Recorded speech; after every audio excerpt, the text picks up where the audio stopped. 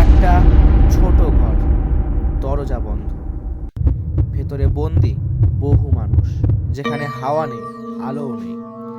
আর একটা রাতেই ঘটে যায় ইতিহাসের এক ভয়ঙ্কর ঘটনা, যেটা আমরা জানি অন্ধকূপ হত্যা নামে। এই ভিডিওতে আমরা জানব অন্ধকূপ হত্যা কি, কেন এই ঘটনা ঘটেছিল, সত্যি কতজন মারা গিয়েছিলেন, আর এই ঘটনার ঐতিহাসিক গুরুত্ব কি। ভিডিওটা শেষ পর্যন্ত দেখবেন। তাহলে চলুন শুরু করা যাক। ঘটনাটি ঘটে 1756 খ্রিস্টাব্দে। সেই সময় বাংলায় শাসন করতেন নবাব সিরাজ উদ্দৌলা, আর বাংলায় ব্যবসা করত ব্রিটিশ ইস্ট ইন্ডিয়া কোম্পানি। এই সময় ইংরেজরা কলকাতার ফোর্ট উইলিয়াম দুর্গ মজবুত করতে শুরু করে, কিন্তু নবাবের কাছ থেকে তারা কোনো এই বিষয়ে অনুমতি নেননি। এতে নবাব সিরাজ উদ্দৌলা ক্ষুব্ধ হয়ে পড়েন। এর ফলাফল স্বরূপ সিরাজ উদ্দৌলা কলকাতা আক্রমণ করেন এবং 1756 সালের জুন মাসে ফোর্ট উইলিয়াম দখল করে নেন। অন্ধকূপ ছিল ফোর্ট উইলিয়ামের ভেতরে একটি ছোট ঘর, যার দৈর্ঘ্য 14 ফুট আর প্রস্থ প্রায় 18 ফুট।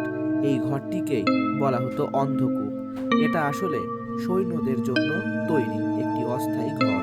1756 সালের 20 জুন রাতে কিছু সৈন্যকে, অর্থাৎ ইংরেজ সৈন্যকে বন্দি করে রাখা হয় এই ছোট ঘরের ভেতর, এবং যতই রাত বাড়তে থাকে ঘরের ভেতর মানুষ গাদাগাদি করে দাঁড়িয়ে থাকে। জানালা প্রায় নেই, হাওয়া ঢোকার কোনো রাস্তা নেই।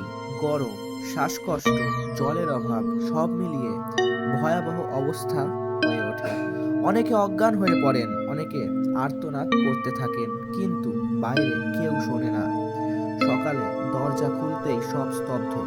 ইংরেজ অফিসার জন হলোওয়েল দাবি করেছিলেন 146 জন বন্দীর মধ্যে 123 জন মারা গিয়েছিলেন, কিন্তু আধুনিক ঐতিহাসিকদের মতে এই সংখ্যাটা সম্ভবত অতিরঞ্জিত।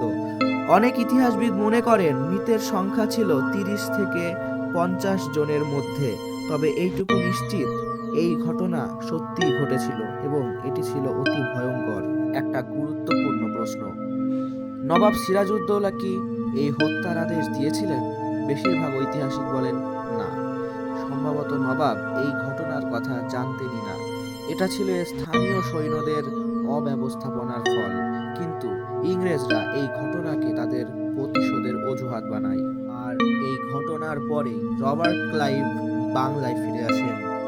1757 সালে ঘটে পলাশীর যুদ্ধ, আর সেখান থেকেই ভারতে ব্রিটিশ শাসনের সূচনা।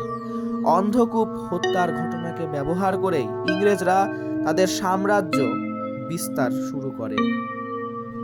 অন্ধকূপ হত্যা শুধু একটি ঘটনা নয়, এটা ইতিহাসের এক সতর্কবার্তা, যেখানে সত্য আর প্রতারণার সীমা খুব পাতলা। ভিডিওটি ভালো লাগলে লাইক দিন, শেয়ার করুন, আর ইতিহাসের আরও গল্প পেতে চ্যানেলটিকে সাবস্ক্রাইব করুন। কমেন্টে লিখুন আপনার মতে ইতিহাসে সবচেয়ে ভুলভাবে ব্যাখ্যা করা ঘটনা